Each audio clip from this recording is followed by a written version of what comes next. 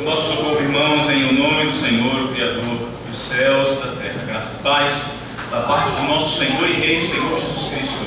Amém. Amém. Irmãos, nessa manhã nós voltamos ao Saltério, nós damos continuidade à nossa série de sermões expositivos no livro de Salmos, e chegamos agora no Salmo de número 140, apenas 10 salmos para nós concluirmos nossa caminhada por esse livro maravilhoso. Nós, em alguns domingos, estaremos concluindo esse livro com a graça do nosso Deus e com a sua vontade, mas nessa manhã nós focaremos a nossa atenção no Salmo de número 140. Salmo de número 140.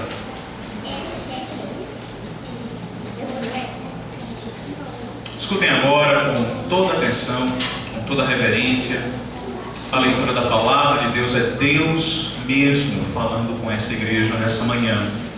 É essa palavra que Ele quis, nesse dia dele, trazer para essa congregação. Diz assim então a palavra do Senhor: ao mestre de canto, Salmo de Davi. Livra-me, Senhor, do homem perverso.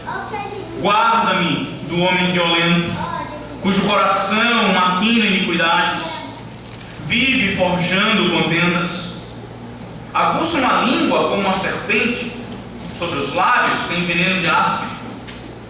Guarda-me, Senhor, da mão dos ímpios, preserva-me do homem violento, os quais se empenham por me desviar os passos. Os soberbos ocultaram armadilhas e cordas contra mim, estenderam-me uma rede à beira do caminho, armaram ciladas contra mim. Digo ao Senhor: Tu és o meu Deus, acode, Senhor, a voz da minha súplica. Ó Senhor, força da minha salvação, Tu me protegeste a cabeça no dia da batalha. Não concedas, Senhor, ao ímpio os seus desejos. Não permitas que vingue o seu mau propósito. Se exaltam a cabeça os que me cercam, cubra-os a maldade dos seus lábios. Caiam sobre eles brasas vivas, sejam atirados ao fogo, lançados em abismos, para que não mais se levantem. O caluniador não se estabelecerá na terra. Ao homem violento, o mal o perseguirá com golpe sobre golpe. Sei que o Senhor manterá a causa do oprimido e o direito do necessitado. Assim, os justos renderão graças ao teu nome e os retos habitarão na tua presença. Amém. Amém. Vamos orar, irmãos.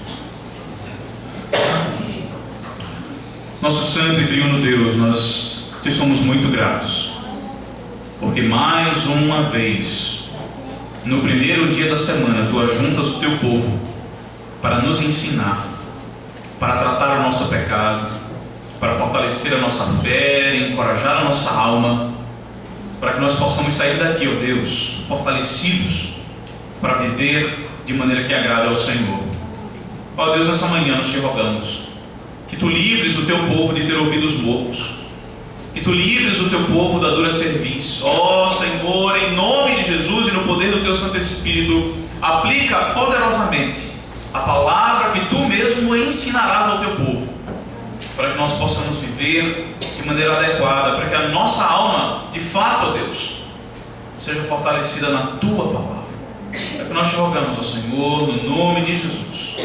Amém. Amém.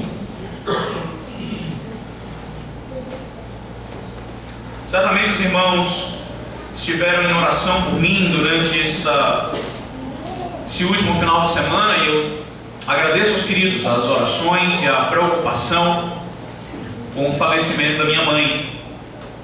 Foi uma experiência extremamente dolorosa, e uma das coisas que o falecimento da minha mãe me ensinou é de que existe espaço sim para lágrimas no funeral e no enterro de um cristão. As lágrimas são diferentes, são lágrimas de saudade, não são lágrimas de desespero, mas existe sim espaço para elas. Entretanto, uma das coisas que eu mais escutei durante o domingo passado e a segunda-feira e a terça-feira, que eu ainda estava em Recife, era a expressão muito comum que nós utilizamos em situações como essas, em circunstâncias como essas. As pessoas doloridas comigo, chegavam para mim, me abraçavam e diziam: ela descansou, ela descansou. E obviamente que essa sentença parte-se do princípio de que a luta é uma batalha. A vida que nós levamos é de fato uma luta. E em particular, no caso da minha mãe, nos últimos 5, 6 anos, de fato, ela não somente teve as lutas comuns da vida cristã, mas ela lutou bravamente e arduamente contra o câncer. Mas percebe, uma das coisas que por mais que tenha boa vontade, ou por mais que haja boas intenções por trás dessa sentença, ela descansou, parece que ela parte de uma falsa convicção de que a morte em si é um descanso. Percebe, irmãos, quando nós dizemos essa sentença, o que nós estamos dizendo, no fundo, é de que aquele corpo que agora ali jaz sem vida, naquele estado, no estado de morte, ali há descanso. Você já pensou de verdade? Já pensou para se isso de fato for verdade? Se somente a morte é descanso, isso literalmente significa que não há descanso na vida. Isso literalmente significa para você que anda cansado, oprimido, que anda extremamente desgostoso com as coisas que você vê, com as coisas que você experimenta, aguarde mais um pouquinho, porque até você morrer não tem descanso para você. Percebe como se isso é verdade, isso é extremamente desesperador. Se só existe descanso na morte, isso é extremamente louco. Nós estamos agora, de fato, livres para sairmos aqui por essas portas, rasgando nossas roupas, gritando pela rua, porque não há esperança até o momento da morte. Mas quando nós olhamos para o Salmo de número 140 nessa manhã, nós percebemos que a morte não é descanso, coisa nenhuma. O Salmo 140, meus irmãos, nos ensina nessa manhã que Javé é o nosso descanso, seja na vida, seja na morte, seja nas lutas enquanto há fôlego em nossas narinas, seja na morte quando não mais há batimentos cardíacos. Javé é o nosso único descanso. Portanto, há consolo e conforto tanto nas lutas presentes como na morte que há de vir. Existe consolo, conforto, força tanto na caminhada presente como na nossa partida futura. Quando nós olhamos para esses versículos, queridos, o que nós vamos aprender nessa manhã é que diante dos nossos mais terríveis inimigos, diante dos mais terríveis inimigos da nossa vida, mesmo a morte, o nosso descanso é o Deus da aliança. O nosso descanso é Javé. E nós vamos ver 3 motivos nessa manhã porque Javé de fato é o nosso descanso. Desculpa, queridos. Javé é o nosso descanso primeiramente porque ele preserva o seu povo. Segundo, nós veremos que Javé é o nosso descanso porque ele vindica o seu povo. E por último, nós veremos que Javé é o nosso descanso porque ele restaura o seu povo. Javé é o nosso descanso, meus irmãos, diante dos nossos mais terríveis inimigos, sejam os inimigos agora dessa vida, sejam os inimigos do porvir, sejam os nossos inimigos da esfera material, sejam os nossos inimigos da esfera espiritual. O nosso descanso não está em psicólogos, o nosso descanso não está na vingança, o nosso descanso não está na morte. O nosso descanso é Javé, que preserva, que vindica e que restaura o seu povo.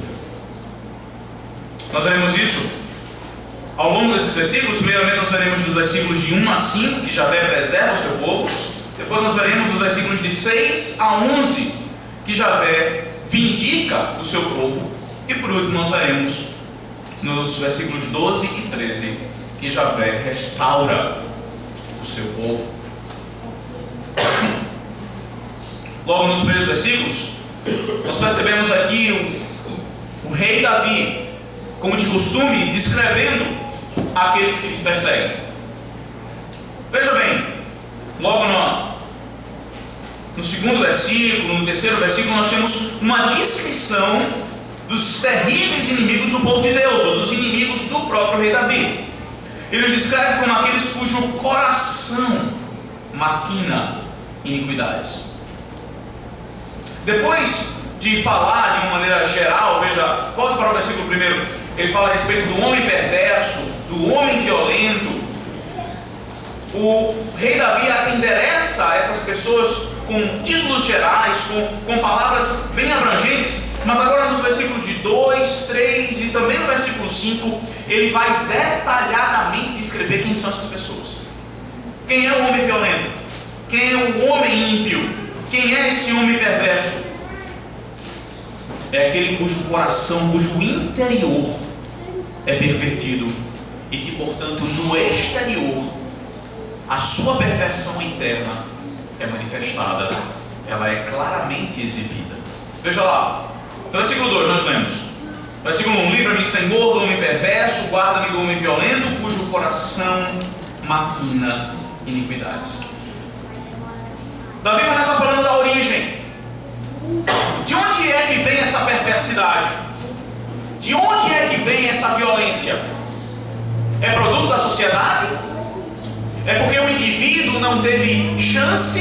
Ele nasceu numa favela e por causa disso agora toda a sua vida está desgraçada? É exatamente isso que o mundo fala aí fora, não é? Infelizmente a palavra de Deus diz exatamente o contrário. O problema não é o meio. Não é o meio que condiciona o indivíduo. O meio é um retrato daquilo que o indivíduo que o faz é. O problema está no coração. Lembra-se, o Senhor Jesus Cristo lá nos Evangelhos claramente diz isso. Não é o que é colocado para dentro do homem que o contamina, mas é o que sai do homem. É aquilo que está lá no recôndito do seu coração. E percebe, a violência e a perversidade desses homens, que ele cita no versículo 1, tem como origem esse coração, que é uma máquina de iniquidade.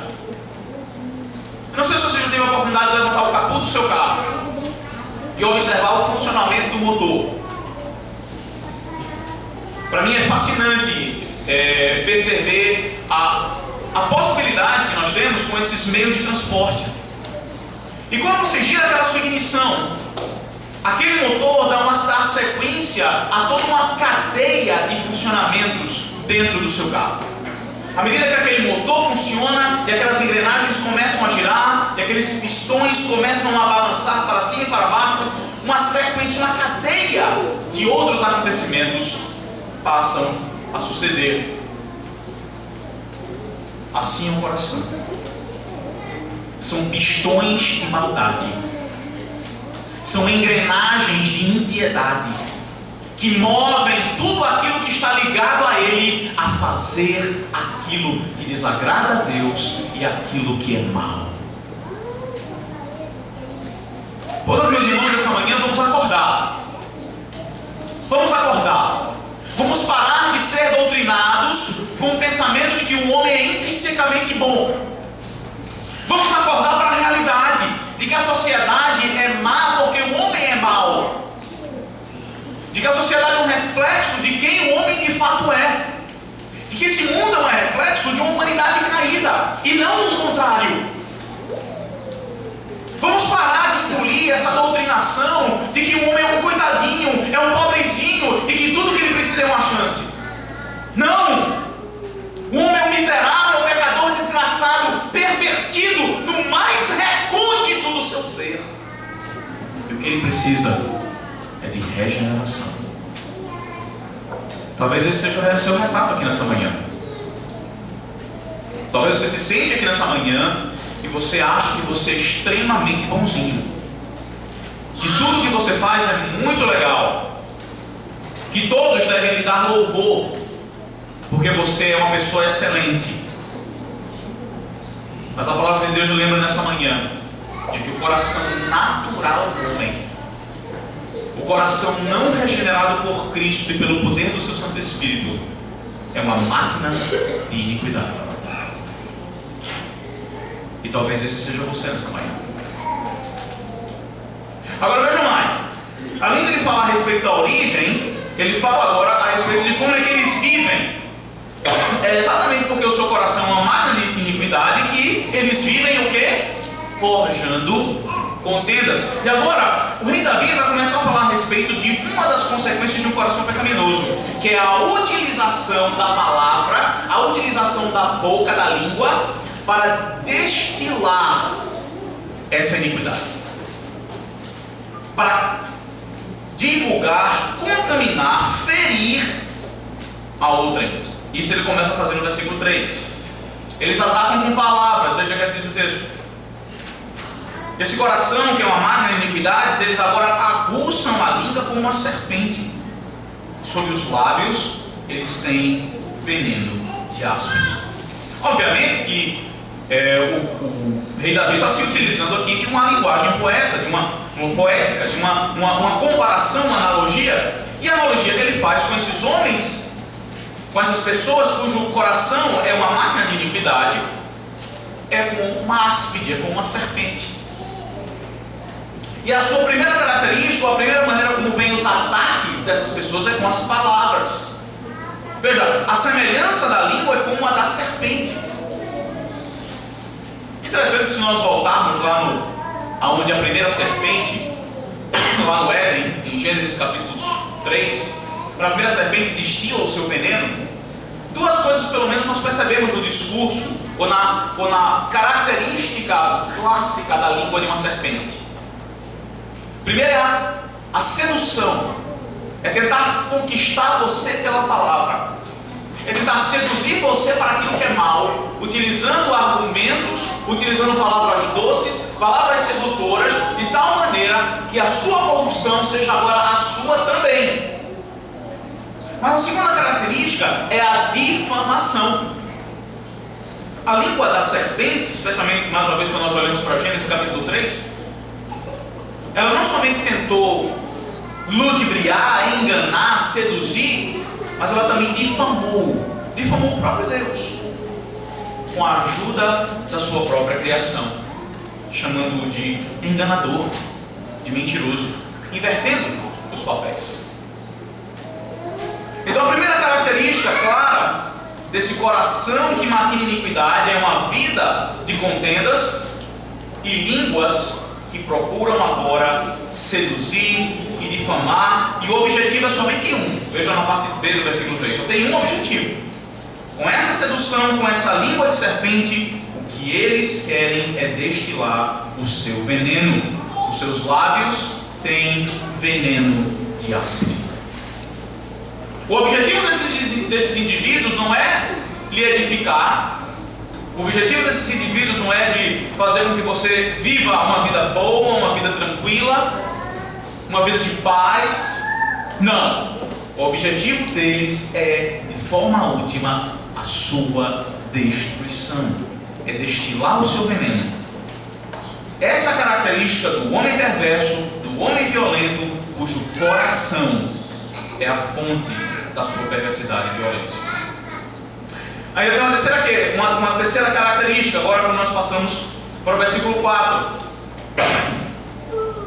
Nós percebemos na descrição desses terríveis inimigos que eles agora se empenham para tramar ciladas contra o povo de Deus. Eles agora sentam e maquinam, eles pensam em como é que essa destruição pode ser feita. Veja lá, versículo 4: guarda-me, Senhor, da mão dos ímpios, preserva-me do homem violento, os quais se empenham para me desviar os passos. Ora, é muito fácil quando nós olhamos para a vida do rei Davi, nós percebemos que uma das suas grandes e constantes lutas foi a de permanecer fiel às promessas que Deus havia lhe dado e aos padrões que o próprio Deus havia estabelecido, tanto na Torá como também nos outros escritos. Também viveu uma luta para se manter fiel ao plano de Deus, manter-se fiel aos desígnios e à vontade de Deus, diferente de Saul, que claramente e voluntariamente desprezava a vontade de Deus e as suas instruções. Agora observe então qual é o objetivo do homem violento. O homem violento, ao contemplar o comportamento de um justo, ao contemplar a vida de um justo, ele não só tem o objetivo de seduzir e difamá-lo e de destruí-lo com as suas palavras, mas eles agora pensarão em como desviar aquele justo do seu caminho de justiça. Eles gastarão tempo tentando maquinar, tentando bolar uma maneira de fazer com que o justo se afaste do seu Deus, de fazer com que o justo se afaste da sua vida genuinamente cristã, de uma vida de devoção completa a Javé, e que certamente, obviamente, se desvie para que caminho? Para os seus próprios caminhos, para as suas próprias veredas. E se isso não for o suficiente, veja agora o versículo 5. Eles estão dispostos até a atacar fisicamente, se for necessário. Veja lá. Os soberbos ocultaram armadilhas e cordas contra mim, estenderam-me uma rede à beira do caminho, armam-se ciladas contra mim. O versículo 5 é recheado de uma linguagem de caça. Observem os instrumentos, cordas, redes. A ideia aqui é que agora, depois de eles tentarem desviar o seu caminho, agora que a sua roda foi desviada, esses homens perversos, maus e violentos vão cercar como se estivesse caçando um animal, caçando uma besta, e vão finalmente, atacando fisicamente, tirar-lhe a vida. Esse é um retrato dos inimigos do povo de Deus. Esse é o retrato daqueles cujo Senhor não é Javé. Esse é o retrato daqueles cujo coração é uma máquina de iniquidades. E é exatamente diante dessa figura aterrorizante que Davi encontra descanso. Apesar do incômodo, da dificuldade, da luta que essas pessoas trazem para a sua vida, mais uma vez, observe o versículo 1 e o versículo 4. Davi fala: livra-me, Senhor, do homem perverso. Guarda-me, Senhor, das mãos dos ímpios. Javé preserva maravilhosamente o seu povo. No meio dos mais terríveis inimigos, em face das mais terríveis ameaças, Davi pode descansar no fato de que o Deus da aliança está completamente apto, primeiro, para livrá-lo. Isto é, literalmente o que ele roga é de que esses homens sejam tirados do seu caminho, de que os seus laços e que os seus intentos não se cumpram e não tenham sucesso. Na verdade, o que nós não lembramos aqui é da última petição da oração do Senhor: livra-me do caminho mau. Mas o Senhor, Javé, também guarda o seu povo. Ele o protege. Ele não somente tira do seu caminho esses que intentam-lhe o mal, mas mesmo permanecendo esses no meio do caminho, na vida do seu próprio povo, o próprio Deus o protege, o cerca e o guarda. Diante dos mais terríveis inimigos, o descanso do rei Davi se encontra na preservação de Javé.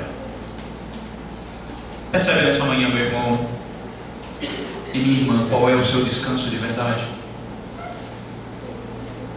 Talvez seja exatamente dessa maneira como o escritor desse salmo se sente, que você esteja se sentindo. Rodeados de inimigos, rodeados de pessoas cujo coração maquina iniquidade, rodeados daqueles que tentam fazer com que os seus caminhos sejam desviados. Mas nessa manhã a palavra de Deus lembra que não há motivo para desespero, não há motivo para se render ao medo, não há motivo para se entregar à depressão, e não há motivo para você esperar a morte chegar para que você tenha descanso.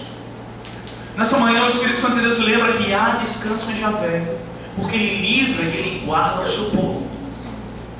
E foi exatamente isso que Ele fez na pessoa bendita do Senhor Jesus Cristo. Percebe? Foi exatamente com o advento da encarnação do nosso Senhor Jesus com a sua vida ilibada e absolutamente santa, com a sua morte, com a sua ressurreição e com a sua ascensão em Cristo, de forma última, o Senhor nos guarda e nos livra. Ele nos livra do poder do pecado. Ele nos livra das acusações do nosso pior inimigo, Satanás. Ele nos livra das amarras da nossa condição interna. Ele restaura a nossa alma, Ele regenera o nosso coração, Ele restaura a nossa vontade. E Ele também nos guarda. Ele guarda-nos para que nós não pequemos contra Ele. Ele guarda-nos até de nós mesmos. Porque se nós olharmos de fato, meus irmãos, esse pedido aqui, de forma última, Davi está pedindo para que o Senhor o livre de si mesmo. Porque não é de outro coração que sai mais iniquidade do que o nosso próprio.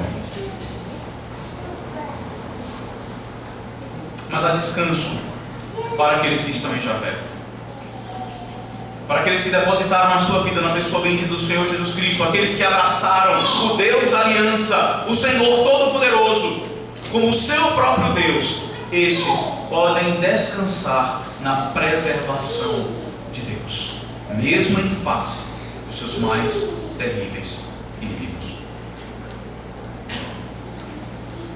Mas eu quero chamar a sua atenção para um outro detalhe ainda nesse texto. Nessa manhã foi lhe dado o raio-x do ímpio. Nessa manhã lhe foi dado a foto, o retrato, a descrição daqueles que são perversos, violentos e ímpios, cujo coração é uma fábrica de iniquidades. E a minha pergunta para você nessa manhã é: de quem é que você está se cercando? Quem são as pessoas que estão próximas de você? E aqui eu quero falar com você, jovem. Com você, jovem moça, jovem rapaz. Quem é que você anda se cercando lá na sua escola, na sua universidade? Com quem é que você anda? Quem são as suas companhias preferidas? Porque nessa manhã a palavra de Deus lhe lembra de que se você anda preferindo e buscando companhias de pessoas que não são transformadas e regeneradas pelo Espírito Santo de Deus, você está se cercando de corações que são fábricas de iniquidade. Percebe? Não há meio termo aqui para essa descrição. O Espírito Santo, com toda clareza, nos revela quem são aqueles que estão fora de Cristo. São indivíduos cuja língua é como serpente. E aqui eu quero alertar você, mãe, e eu quero alertar você, pai, que tem deixado seu filho ou a sua filha constantemente na presença de ímpios. Não se espante se mais na frente ela se desviar do caminho. Porque você tem permitido que ela se cerque de amizades iníquas, cujo coração, a palavra de Deus lhe revela nessa manhã, são fábricas de iniquidade. Então depois não se espante: o que é que eu fiz de errado?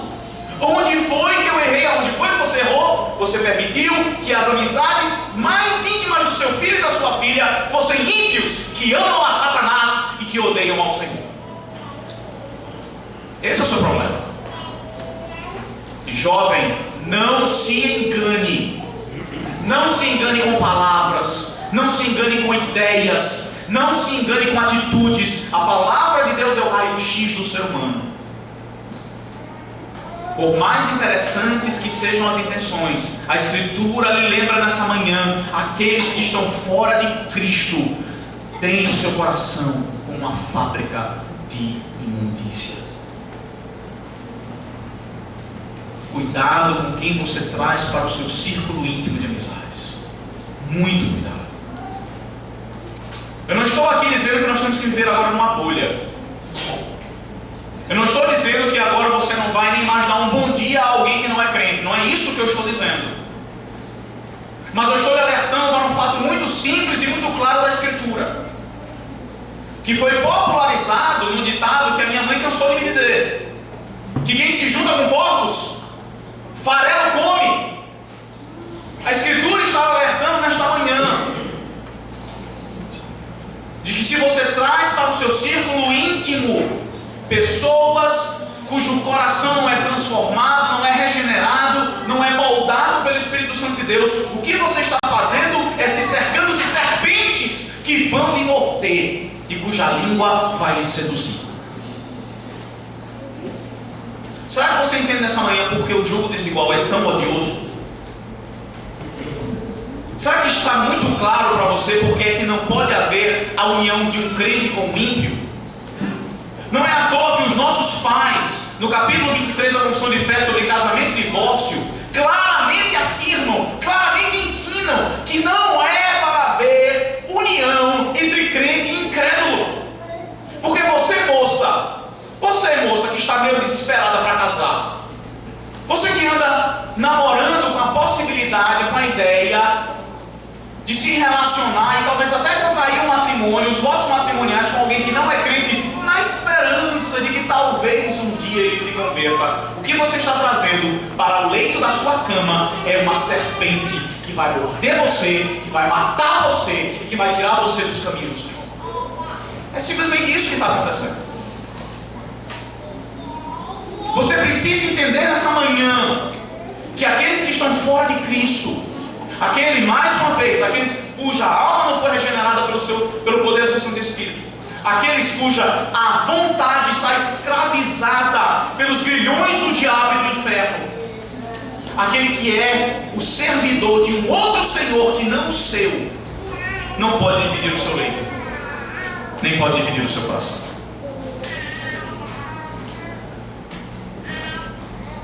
Irmãos, vamos parar de flertar com o pecado, queridos. Em nome de Cristo, vamos parar de flertar com a imundícia nessa manhã. Vamos parar de levar de maneira leve aquilo que para Deus é odioso. Ou não somos o seu povo? Ou acaso não somos filhos do seu ventre? Ou acaso, como lemos no Salmo de número 139, não temos ódio consumado por aqueles que são inimigos de Deus? Que você entenda nessa manhã quão odioso é o jogo desigual, quão odioso é a união de crédulos, crentes com incrédulos, tendo em vista o seu raio-x, um coração cuja máquina, um coração que é uma máquina de iniquidades e uma vida que vive de forjar contendas. Mas percebem, na sequência, nos versículos de 6 agora a 11, nós percebemos que Javé pode ser também o nosso descanso, não somente porque ele protege, porque ele preserva o seu povo, mas também Javé é o descanso do seu povo, porque ele vindica o seu povo. Essa, de fato, é uma das principais marcas do cristianismo, a pacificidade. E por que é que cristãos são pacíficos? Será que é porque eles não se indignam com aquilo que é errado? De maneira nenhuma. Cristãos são pacíficos porque o seu juiz e o seu executor é o grande Deus dos céus. Cristãos são pacíficos porque eles não precisam tomar a justiça com suas próprias mãos. Mais uma vez, eu não estou dizendo aqui que em nenhum momento cristãos vão pegar em armas. Não é isso que eu estou dizendo. Talvez chegue um momento que seja necessário que cristãos peguem em armas para proteger a sua própria vida, por exemplo.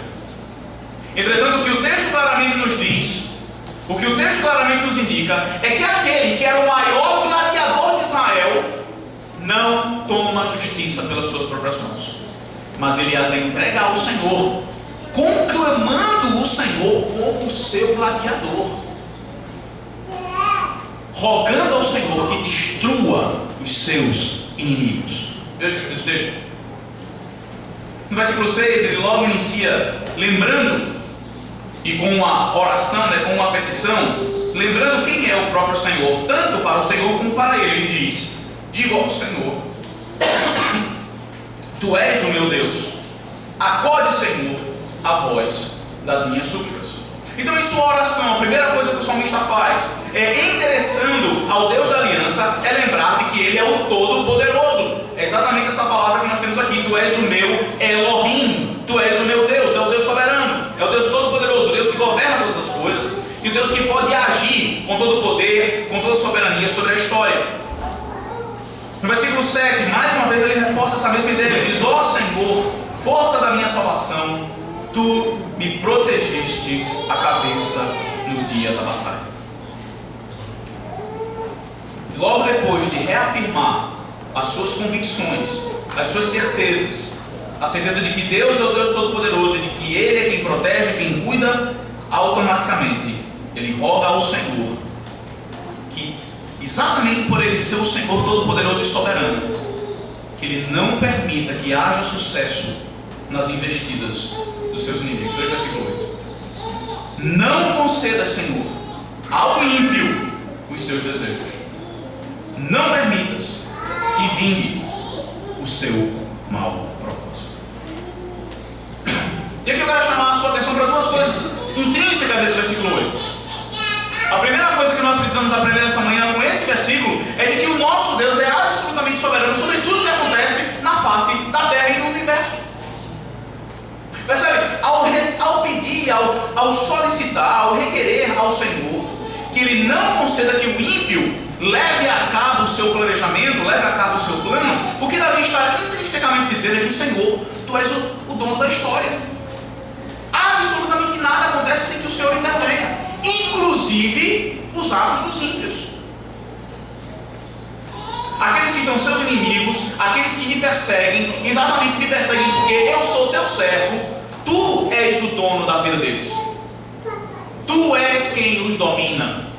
Tu escreveste também os dias deles no teu santo livro, para a destruição deles. Às vezes as pessoas pintam o nosso Deus como um Deus que se surpreende com as coisas, que é pego de surpresa, que não tem domínio da história. O Espírito Santo de Deus, no versículo 8 do Salmo 140, nos lembra exatamente o oposto. Deus tem o controle absoluto sobre a sua vida e sobre a vida daqueles que o odeiam, sobre a vida daqueles que se opõem a Ele. Mas a segunda coisa que nós precisamos aprender e entender com o versículo 8 é de que não somente o Senhor tem poder, mas Ele age.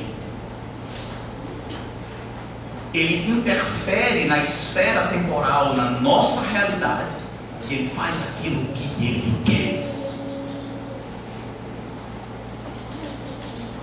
É exatamente baseado nessa crença, nessa certeza, que está baseado o pedido do versículo 8. Não concedas, pede Davi, Senhor, aos ímpios o seu desejo. Eles estão debaixo do teu controle, eles estão debaixo do teu domínio, do teu poder, da tua soberania, e tu podes fazer alguma coisa. Eu não posso fazer nada, mas tu podes fazer algo. Percebe o seu descanso nessa manhã, crente? Você cuja sua vida e a sua alma descansam nas mãos do Deus Todo-Poderoso Eterno, do Deus que se revelou na pessoa bendita do Senhor Jesus Cristo. Nessa manhã você tem todo o consolo e o conforto e o descanso da Escritura, ao saber que os seus inimigos são conhecidos e são controlados, dominados pelo Deus Todo-Poderoso, que tudo controla, que todo o poder detém e que rege a história. Por isso não há motivo para medo, por isso não há motivo para dúvidas, não há motivo para tristezas, não há motivo para amarguras, mas há motivo para oração. E nessa manhã essa precisa ser a sua oração. Tiago já nos alerta que nós oramos, pedimos e não recebemos porque nós pedimos mal. Infelizmente não existem escolas de oração, mas o nosso Deus, na sua soberania e no seu poder, na sua graça e misericórdia para conosco, Ele nos dá um verdadeiro manual de oração, o livro dos Salmos. Mas veja, no versículo 8 nós temos o pedido para que Deus intervenha, mas veja como é que Ele pede para que Deus intervenha. E eu quero chamar a sua atenção mais uma vez para os versículos 9 a 11, para o caráter imprecatório da oração. Veja o que diz o texto. Se exaltam a cabeça os que me cercam, cubra-os a maldade dos seus lábios. O salmista começa a entrar agora num tom punitivo. Deus tem poder sobre esses que se levantam contra ele, é verdade, tem sim. Agora, como é que o salmista ora, como é que o salmista roga para que Deus haja com relação a eles, já que o Senhor tem poder sobre suas vidas? O salmista pede que eles sejam destruídos. Eu vou dizer mais uma vez: a oração do Salmo de número 140 ensina para mim e para você que nós temos todo o direito e nós temos toda a motivação nessa manhã de rogar pela destruição dos inimigos de Deus. E veja mais, o versículo 9 fala a respeito de uma reversão. Olha só, no versículo 2 e 3 ele fala a respeito do poder dos lábios desses homens perversos e violentos. Só que agora no versículo 9, o salmista pede para que a própria maldade dos seus lábios seja a sua própria destruição. Que aquilo que eles utilizam contra o povo de Deus, aquela ferramenta que eles utilizam para atacar, para seduzir, para destruir o povo de Deus, que o próprio Deus volte-a contra eles e os destrua. Veja agora o versículo 10. Caiam sobre eles brasas vivas, sejam atirados ao fogo, lançados em abismos, para que não se levantem. Veja, nos versículos 4 e 5, o salmista havia falado a respeito do desviar, da destruição do seu caminho.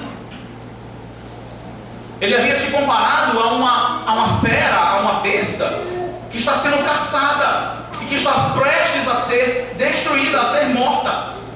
Mas agora no versículo 10, mais uma vez ele pede a reversão.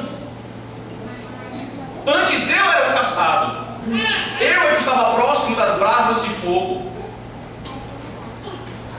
eu estava próximo de cair e não me levantar mais. Mas no versículo 10 ele roga: Senhor, que tu faça isso com eles. Aquilo que eles desejam contra mim, que tu sejas o agente de justiça contra esses que se levantam contra o teu servo. Percebe, meus irmãos, mais uma vez, a primeira aplicação que claramente flui desses versículos é de que se o salmista, se Davi, inspirado pelo Espírito Santo de Deus, fez essa oração, quanto mais eu e você podemos fazer. Quanto mais essa precisa ser a oração que está em nossos lábios quando nós nos defrontamos contra os inimigos de Deus. Em sua oração pastoral, o pastor Rodrigo nos lembrou do estado caótico que se encontra na nossa sociedade. Dos inimigos do Evangelho, da Palavra de Deus e do povo de Deus que se levantam em todas as esquinas. Seja na esfera da educação, seja na esfera do governo, seja nos poderes, seja na esfera judicial, em todos os locais se levantam aqueles que querem destruir as Escrituras Sagradas e os padrões de Deus estabelecidos, elencados nesse livro eterno. Como é que andam as suas orações? Como é que você tem orado por essas pessoas? Como é que você tem orado pelos juízes que têm dado causas nas suas sentenças, têm punido comércios cristãos, porque eles não querem se misturar com qualquer tipo de sociedade homossexual, ou com qualquer tipo de empreitada homossexual? Isso já está acontecendo por aqui, meus irmãos. Gráficas que se recusam a imprimir camisas com dizeres homossexuais que são processadas. Indivíduos que falam, se expressam, utilizando o nosso direito de liberdade de expressão desse país, e que são processados por homofobia. Como é que você tem orado por esses juízes? Como é que você tem orado por esses magistrados? Ou você não tem orado de maneira nenhuma? Aliás, você tem votado nessas pessoas, não é? A palavra de Deus nessa manhã nos chama, meus queridos, ao arrependimento. Nós precisamos, em nome de Jesus, acordar para aquilo que nós precisamos fazer. Se a nossa indignação com aqueles que se opõem a Deus é a mesma indignação do salmista, a nossa oração será a mesma do salmista. Se o seu coração é um coração genuinamente regenerado pelo Espírito Santo de Deus, não vai haver absolutamente mais nada no seu coração a não ser repulsa para as coisas que nós vemos na nossa sociedade hoje. E diante dessa repulsa, nós não precisamos pegar em armas. Ainda não. Mas nós precisamos orar. Nós precisamos fazer dessa a nossa petição. Nós precisamos rogar ao Senhor que de fato destrua os seus próprios inimigos, os inimigos do seu povo. Que Ele destrua aqueles que querem perverter a educação dos nossos filhinhos, que estão indo para as escolas e estão aprendendo a odiar o Deus que nós amamos. Nós precisamos orar contra aqueles que tentam passar leis para a liberação, por exemplo, de entorpecentes, e que em audiências públicas clamam para que isso aconteça.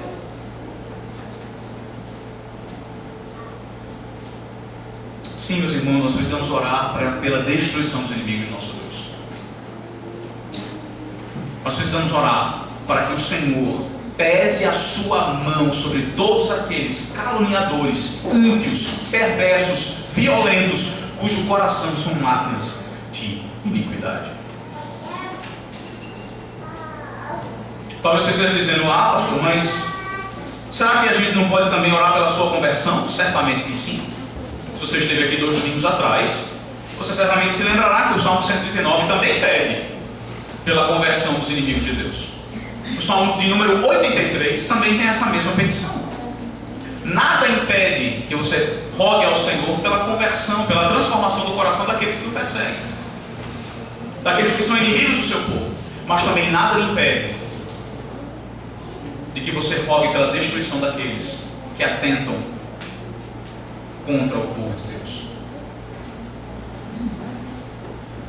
Mas essa manhã nós temos um remédio para abandonarmos toda a raiz de amargura e todo desejo vingativo. Talvez esse seja o seu problema nessa manhã. Talvez o motivo pelo qual você não consegue encontrar paz é porque de fato você deseja justiça, você tem fome e sede de justiça, como diz lá no Sermão do Monte do nosso Senhor Jesus Cristo. E Ele claramente nos promete que aqueles que têm fome e sede de justiça genuinamente serão saciados. E a palavra de Deus lhe lembra nessa manhã como é que você pode ser saciado. Você pode ser saciado pela mão de Deus pesando sobre essas pessoas. Rogue ao Senhor por isso. Abandone então o sentimento vingativo, o sentimento de amargura, o sentimento de ódio. Abandone isso. Mas entregue ao Senhor, como o próprio apóstolo Paulo, inspirado pelo Espírito Santo, nos ensina em Romanos capítulo 12. Naquilo que depende de mim, eu tenho paz com todos os homens. Mas quando foge da minha alçada, eu os entrego ao Senhor. O Senhor cuide deles. O Senhor lide com eles. Que essa seja a sua atitude nessa manhã. Que você encontre descanso, encontre paz no fato de que Javé é quem vinga o seu povo. É Ele quem vindica o seu povo. E agora, quando nós chegamos nos 2 últimos versos desse texto, nós temos o terceiro motivo pelo qual nós podemos descansar em Javé. Em face aos mais terríveis inimigos, nós podemos descansar em Javé, primeiro porque Ele protege o seu povo, depois porque Ele vindica o seu povo, e agora, por último, nós podemos descansar em Javé, meus irmãos, porque Ele restaura o seu povo. Vejam no versículo 12, mais uma vez, o salmista inicia essa parte final do discurso se lembrando, trazendo ao seu próprio coração, trazendo a sua própria alma, falando com a sua própria consciência, com o seu próprio coração, quem é o Senhor. Veja aí, ele diz: eu sei que o Senhor manterá a causa do oprimido e o direito do necessitado. Mas sabe, por 2 vezes o salmista fez isso nesse salmo. E muitas vezes esse é o nosso problema na nossa caminhada cristã. Quando nós somos atacados, quando nós vemos coisas que de fato nos indignam, o nosso grande problema é que nós somos letárgicos, nós somos lentos a nos lembrar de quem Deus é. Aqui anteriormente o salmista se lembrou de que o Senhor está atento à voz das suas súplicas e de que o Senhor protege a sua cabeça no meio da vingança, no meio da batalha. Mas agora aqui no versículo final, no versículo 12, na parte final do salmo, mais uma vez ele lembra ao seu próprio coração, ele lembra a sua própria consciência de que o o Senhor, Ele é absolutamente justo. E Ele toma para si aqueles que são justos, à sua semelhança. A justiça do Senhor o impede de tomar o lado daqueles que são injustos. Aqueles que são ladrões, roubadores, adúlteros, mentirosos, esses jamais podem contar com a segurança de ter Javé do seu lado. Mas o salmista, no versículo 2, ele diz: eu sei que o Senhor, por causa da sua natureza absolutamente justa, Ele há de manter a causa do oprimido. Ele não permitirá que o oprimido continue sendo oprimido porque Ele é assim. E como um excelente juiz e advogado, Ele protegerá o direito do necessitado. E percebe, depois de ele se relembrar essa verdade da justiça absoluta de Deus, de que o Senhor Deus não muda, e de que essa justiça consequentemente também não muda, ele chega no versículo 13 e ele agora entende que porque esse Deus é absolutamente justo e os seus olhos não podem contemplar a iniquidade, esse Deus restaurará o seu povo em duas áreas. Veja o primeiro. Dessa maneira, assim, porque Deus é justo, por causa do versículo 12, os justos renderão graças ao teu nome. Deus restaura o louvor do seu povo. Nós podemos descansar em Javé essa manhã, meus irmãos, porque apesar dos nossos mais terríveis inimigos, Javé restaura o louvor, a adoração do seu povo. No momento em que eles se encontram mais abatidos, nas circunstâncias que mais tribulam a sua alma e o seu coração, Javé faz com que o seu povo renda graças ao seu nome por causa da sua justiça absoluta. Deus restaura a adoração do seu povo. Mas a parte B, veja aí, tem uma segunda coisa que ele também restaura. Ele diz: assim os justos renderão graças ao teu nome, e os retos habitarão na tua presença. Javé restaura a adoração do seu povo. Ele faz com que o seu povo abra os lábios, mesmo nas situações mais tribulantes, mais atribuladas, e rendam graças a Ele. Prestem culto a Ele, louvem ao seu nome. Mas Javé também restaura a habitação do seu povo. Javé restaura a adoração do seu povo. Javé restaura a habitação do seu povo. E percebe nada mais claro, nada mais extraordinário do que essa restauração, porque é exatamente o contrário que nós pensamos quando nós passamos por situações de tribulação. Quando os inimigos nos cercam, quando as ameaças se levantam, quando as dificuldades surgem, parece que nós estamos longe da presença de Deus. Parece que nós adentramos na casa do desespero. A nossa residência parece que é a mansão do desencorajamento. É ali que nós moramos.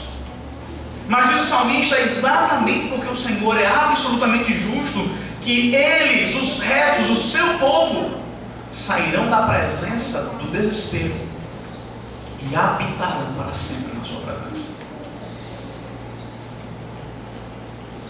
Mesmo em face aos mais terríveis inimigos, Javé restaura o seu povo à sua santa, consoladora e salvadora presença e habitação. Percebe, meus irmãos? Se Davi pôde se consolar, se Davi pôde descansar com essa certeza da restauração, da adoração e da habitação do seu povo, quanto mais nós podemos nessa manhã. Porque nós, que fazemos parte da nova aliança no sangue do Senhor Jesus Cristo, somos aqueles a quem Ele se endereça, Ele mesmo, o Senhor Jesus Cristo endereça a sua palavra, de que nem aqui nem ali é o local correto da adoração. Mas o Senhor procura adoradores que o adorem em espírito e em verdade. Adoradores que o adorem de fato na pessoa bendita daquele em quem ele se revelou de maneira última e completa e para sempre. Sim, meus irmãos, porque nessa manhã nós não chegamos ao Senhor com o sangue de carneiros, de bois ou de ovelhas. Nós não chegamos ao Senhor com produtos da terra ou com uma forma veterotestamentária de cultuar. O Senhor restaura a nossa adoração de maneira absoluta e completa na pessoa bendita do Senhor Jesus Cristo, não somente em forma, mas também em conteúdo. Nosso culto é simples e a nossa adoração é centrada naquele que morreu, que ressuscitou e que vive e reina para todo sempre. É por isso que a nossa adoração é viva e uma adoração restaurada, porque nós não adoramos um Deus morto, nós não adoramos um Deus que é feito de barro ou de pedra ou de madeira, mas nós adoramos o Deus criador dos céus e da terra, que se revelou na pessoa bendita do seu Filho. Nós adoramos o Deus vivo que vive em nós pelo poder do seu Santo Espírito. A nossa adoração é restaurada e nós temos muito mais motivo de descanso do que teve o salmista ao escrever esse salmo. Na verdade, ao colocar esses versos para serem registrados ao longo da história, o Espírito Santo registrava esse verso para mim e para você nessa manhã. Descansemos na adoração restaurada do nosso Deus para o seu povo, mas descansemos também naquele que diz que há de preparar uma habitação nova para nós, naquele que diz que está preparando um lugar para mim e para você, naquele que diz que todo o poder lhe foi dado sobre os céus e a terra, e de que na casa do seu pai há muitas moradas. Davi não escutou essas palavras, meus irmãos, mas vocês as escutam todas as vezes que vocês abrem as páginas da Escritura. Cristo lembra para você que porque Ele morreu para salvar pecadores indignos e miseráveis, merecedores do inferno e do fogo do Senhor, merecedores da sua ira e da sua destruição que virá, Ele preparou lugar para que você tenha onde descansar. O nosso descanso não está na morte. O nosso descanso está em Javé. Porque Javé, meus irmãos, protege, vindica e restaura o seu povo. Nessa manhã, meus queridos, que nós tenhamos alento na nossa vida espiritual. Que nós encontremos de fato consolo e conforto em absolutamente nada mais do que em Javé. Que isso molde a nossa vida. Que isso estampe um sorriso nos nossos lábios. Mas que ao mesmo tempo, esse descanso que nós temos na proteção, na vingança e na restauração de Javé, que isso desperte o nosso coração ao zelo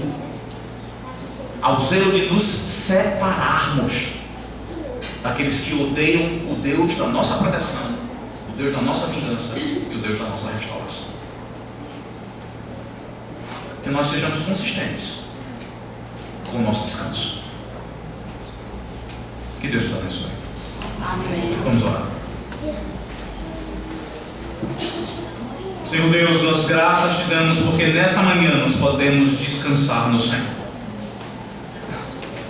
Nós graças te damos, ó Deus, porque o nosso descanso não está longe lá na história, num caixão que certamente nos aguarda, porque o homem é pó e ao pó retornará.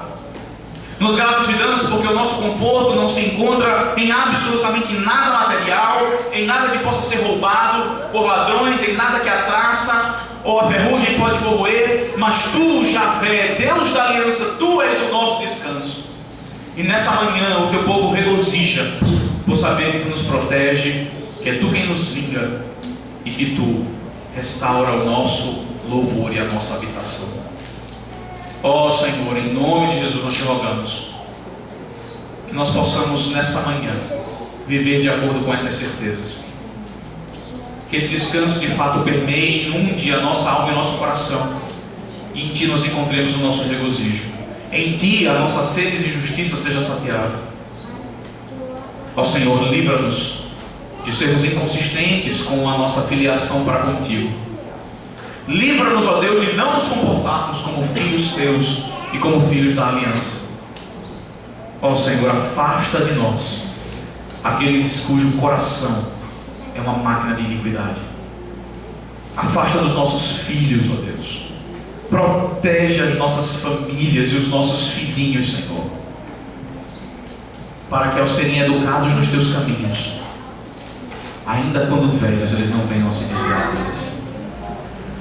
Ó Deus, livra os teus jovens de abraçarem casamentos mistos. Ó Senhor, livra as moças e os rapazes aqui presentes de se associarem e de abraçarem votos matrimoniais com aqueles cujo coração é uma fábrica de imundícia.